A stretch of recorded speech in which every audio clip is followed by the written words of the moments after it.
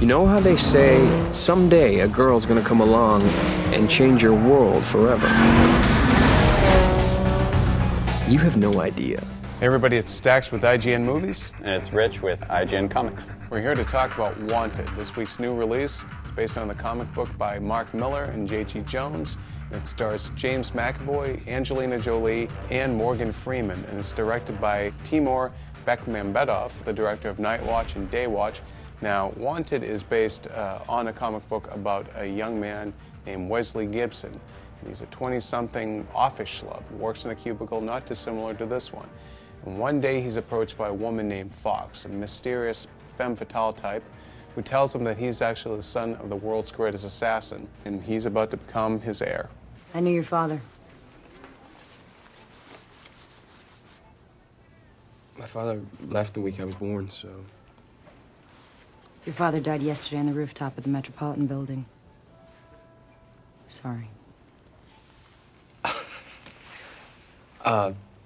Look, the liquor round's just over there, so if you Your want to father go... was one of the greatest assassins who ever lived.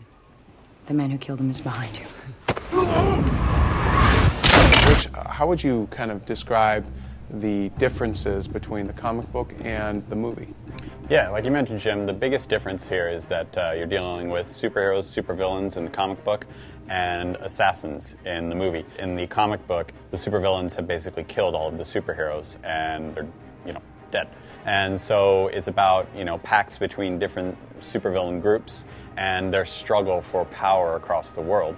Really, the first third or so of the film is very similar to the comic book, dealing with Wesley's mundane life and how he's a very passive person, and it kind of rolls through his introduction to this new world and then his training as a killer, basically. But at about that point is when the film just takes a radically different path, and you're dealing with destiny and a loom that basically can kind of dictate what's going on, and how the assassins adhere to this code that's going on. Well, the visual style of the film is pretty much the signature style of Timur Bekmambetov. He directed, as we said, the Night Watch and Day Watch films, and Wanted is in many ways very much almost an American retelling of Night Watch.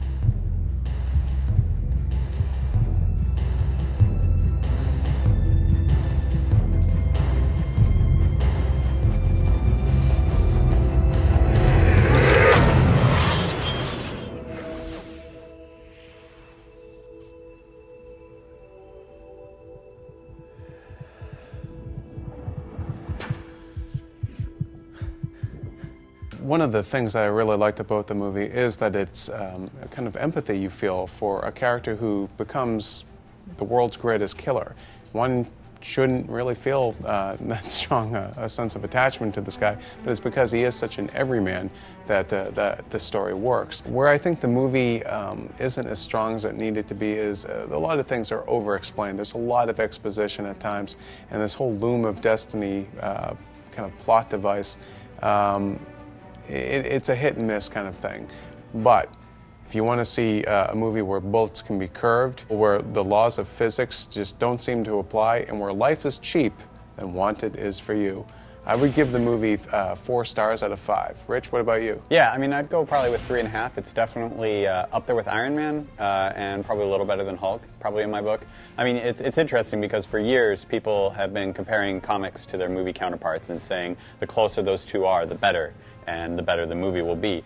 In this case, the film and the comic book diverge quite a bit, and yet it's still just as satisfying as an experience. And there's plenty in the film that you won't see in the comic book, and vice versa, so making each one kind of an individual experience, and yet both incredibly satisfying. Though I honestly think that the film is probably a little better than the book in this case. So yeah, about 3.5, and definitely one of the better movies of the summer. So that was our video review of Wanted. For the written review and video clips from the film, check out movies.ign.com. Thanks for watching.